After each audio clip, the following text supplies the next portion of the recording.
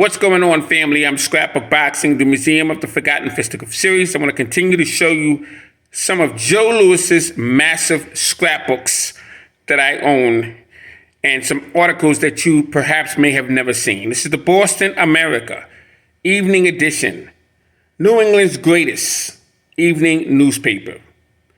Now, Boston, Thursday, June 23rd, 1938. The contest actually took place on a Wednesday night, June 22nd of 1938. And the contest was Max Schmeling and Joe Louis. As you can see, 2 cents for this newspaper. And one of the things I love about the scrapbook collections is that you'll see articles that you may have never seen. And there are different perspectives based on the writer. Here you can see it's by Jack Conway. And what he has to say, New York's June 23rd, Max Schmeling, Germany. The heavyweight battle to defeat in his title bid against Joe Louis last night was rushed to Polyclinic Hospital early today. Now, he has the date wrong. It's June 22nd was when the fight actually took place. But he wrote it that evening, well, the next morning, probably like 1 in the morning, and that's the date that he chose. But the contest actually took place on June 22nd on a Wednesday night, 1938. And so this is the front page of the newspaper. Once again, this is the Boston America Evening Edition, the Metropolitan Edition. Very interesting. Now, this is the final edition of the Boston newspaper. Once again, Thursday, June 23rd, 1938. Louis wins by knockout in first round. Max Schmeling down 3 times in the round, which was the first round. And I'm just scanning through. Once again, this is the main page of that newspaper. Now, this is another article. I had to put my glasses on so I can better read this paper to you. KO's German in first round. Louis retains title, beating Schmeling 2 minutes and 4 seconds by furious attack from opening. And as we can see, this is the weigh-in of Joe Louis and Max Schmeling.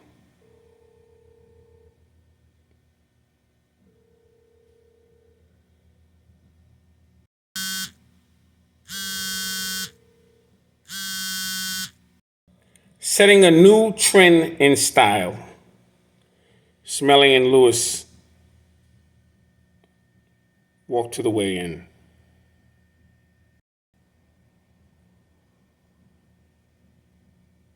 As Louis and Schmeling walk to the weigh-in,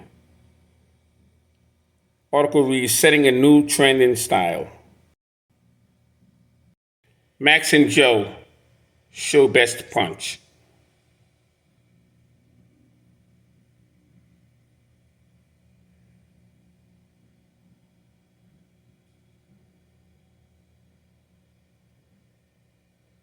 As you can see, Max Schmeling is very comfortable as he enters Yankee Stadium. Joe Louis, just as comfortable, but he has more burden to him than Max Schmeling does. Because Joe Louis is really in this for a different reason than Max Schmeling.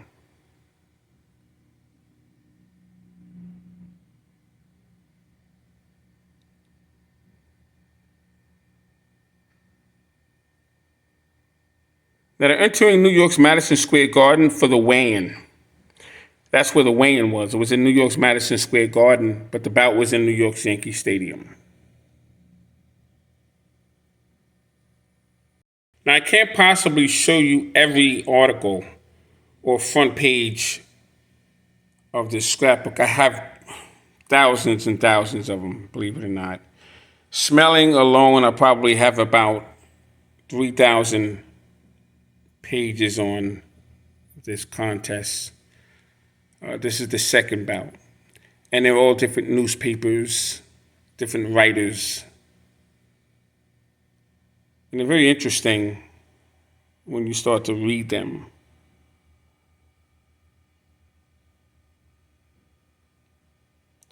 And here you have Smelling Paralyzed. This was after the bout, obviously, and it just gives you a breakdown on what happened to Smelling. As you can see, this is the Boston Post. Smelling is knocked out in first bout. And some of these pictures show some graphic blows that are thrown by Lewis. And this is what I want to see. I want to see all the graphic blows. I want to see exactly what took place. So these are very good articles. You see Lewis lands a smashing right hand to the jaw of Max Smelling, and the reaction is impeccable.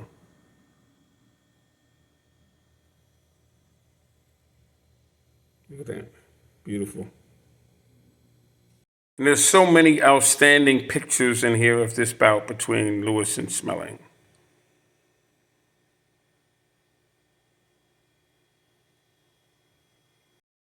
Absolute wonderful breakdown. Amazing.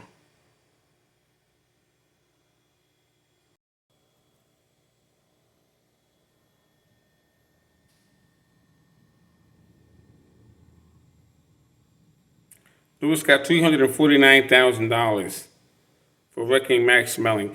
And what's interesting is when you listen or actually read the articles on the different writers, they all have a different perspective. And you can see some biasness on certain writers and how they break down in graphic form. And you have some sympathizers for Max Smelling. Very interesting.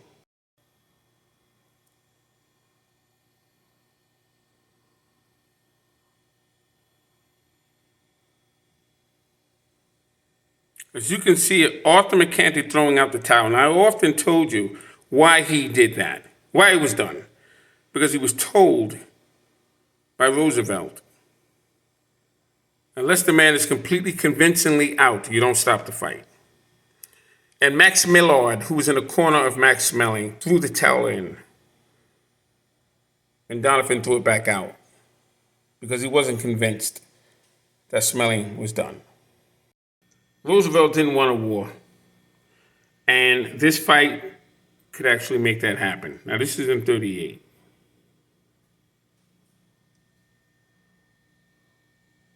And the reason why you see Max Smelling in this position is because he couldn't stand, because his neck actually took a beating. His S1 and his L2 and his S1 had collapsed. So his leg froze up on him. He couldn't stand, so he held onto the ropes. And Lewis just smothered him, took him apart. Now in this article, you can see it's June of 1939. Lewis wins by KO in the fourth round. This is against two-ton Tony Galento. Galento took on Paul Cavalier for the New Jersey Heavyweight Championship title, and he would lose to Paul Cavalier. Paul Cavalier used to train fighters with his brother Art Cavalier in Lenny Shaw's boxing gym. That was in Totowa, New Jersey, on Totowa Avenue. And had some great times there with Paul Cavalier and Art Cavalier. You also had Ace Murata was there. They were training a fighter by the name of Wayne Sharp. You had Roosevelt Walker. I used to spar with him often. Big Art Tucker would train there many times. He spent some time in Trenton State Prison. But very good heavyweight, very strong. He was on the Madison Square Garden promotion at one time. And his first loss was Camille Odom. It was on the undercard of Meldrick Taylor and Courtney Hooper. I was surprised to see Art Tucker there. Art Tucker used to work in Nissan Nissan dealer, and I was looking at a Maxima there. This is on 12th Avenue, somewhere in the 40s, or maybe 51st Street or something like that in Manhattan. But yeah, just wanted to show you. So this article, let me get back focus on what I'm doing here. Two-Tone Tony Galento and Joe Louis.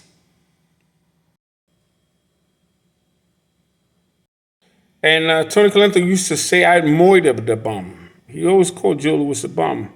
I remember when they were on The Way It Was with Kurt Gowdy. And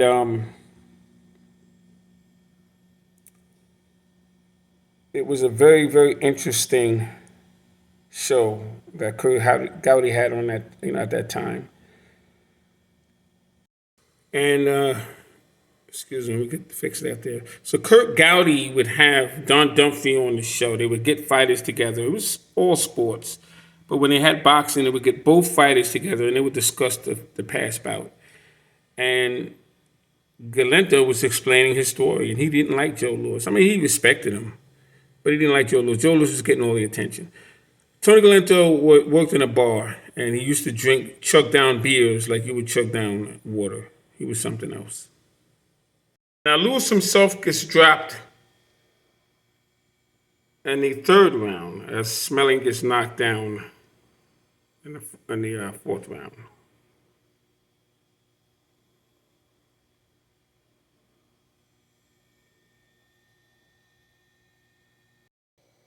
I don't know if I said Smelling. I'm sorry, Tony Galento gets knocked down in the fourth round. Louis gets knocked down in the third round, and Tony Galento gets knocked down in the fourth round.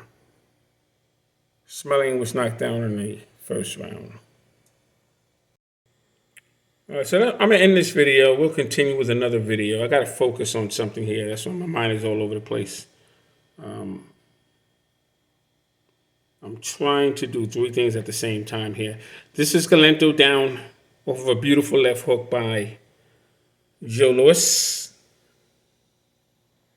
And Louis would eventually knock out Tony Galento in 4 rounds. Arthur Donovan would separate the two. All right, Scrapbook Boxing, Museum of the Forgotten Fisticuff Series. All great fights and all great fighters will never be forgotten on my channel. Be well.